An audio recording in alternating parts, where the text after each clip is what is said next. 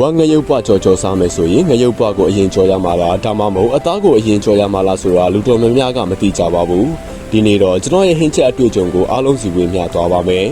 အရင်ဆုံးငရုပ်ပွားကိုဒီလိုခရုခွေပုံစံရွေးဝယ်ရပါမယ်သူ့ကိုဓာတ်နဲ့အရင်လှီးထားပြီးသုံးသက်သားနဲ့ငယ်ကိုလည်းခက်တူတူအပြားလေးကိုလှီးပေးလိုက်ပါမယ်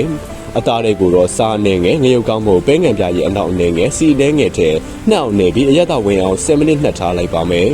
အိုးတဲ့စီမထည့်ပဲငရုပ်ပွားအစိမ်းတွေထဲစားနှဲငယ်ပါထည့်ပြီးငရုပ်သီးကျက်နဲ့လေးမှုေးလာအောင်ဖိရင်မှုေးကြော်ပေးလိုက်ပါမယ်အဲ့ဒီနောက်ခက်ပြီးအတင်သုံးမှုဖယ်ထားလိုက်ပါမယ်နောက်တူဦးမှာတော့ဝက်စီအနေငယ်ထည့်ပြီးစီတွေထွက်လာအောင်ကြော်ပေးလိုက်ပါမယ်အဲ့ဒီနောက်နှက်ထားတဲ့အသားထဲဖျော်ထားတဲ့ငရုပ်သီးကြက်သွန်ဖြူနဲ့ပဲပုပ်စေးထည့်ပြီးမီးပြင်းနဲ့မှုေးနေအောင်မှုေးကြော်ပြီးရင်တော့အိုးချလို့ရပါပြီ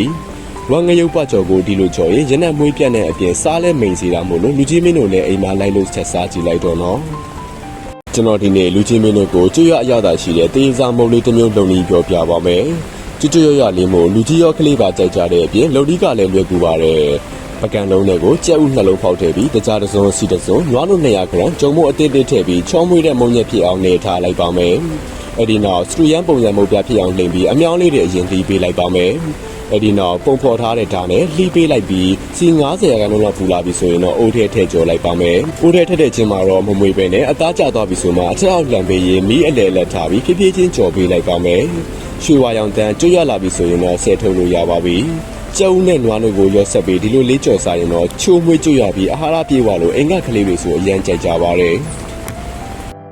အာလူကိုအိုးထဲပေါင်းထည့်လိုက်ရုံနဲ့လမ်းဘေးဆိုင်တွေမှာအရန်နာမည်ကြီးတဲ့အစားအစာတစ်ခုဖြစ်သွားနိုင်ပါတယ်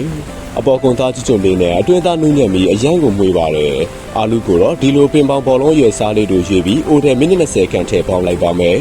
တူနဲ့အလွယ်တကူထိုးဆိုင်လို့ရပြီဆိုရင်တော့အိုးချလို့ရပါပြီသူ့ရဲ့အခွန်ကခက်တူတူလေးနဲ့အသားကအရန်နူးညံ့တဲ့ပြင်ဒီတိုင်းတန်းစားမယ်ဆိုရင်လည်းရတာရှိပါတယ်ဒါမှမဟုတ်ကျွန်တော်လုပ်တယ်လို့အိုးထဲထည့်ပြီးမီးအလဲအလတ်နဲ့ဖြည်းဖြည်းချင်းကြော်လိုက်ပါမယ်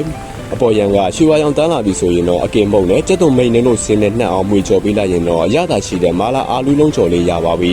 အပြင်ဆိုင်တွေမှာရောင်းတဲ့အရသာတိုင်းရပြီးစစ်စစ်အေးအေးလေးနဲ့အရန်စားလို့ကောင်းပါတယ်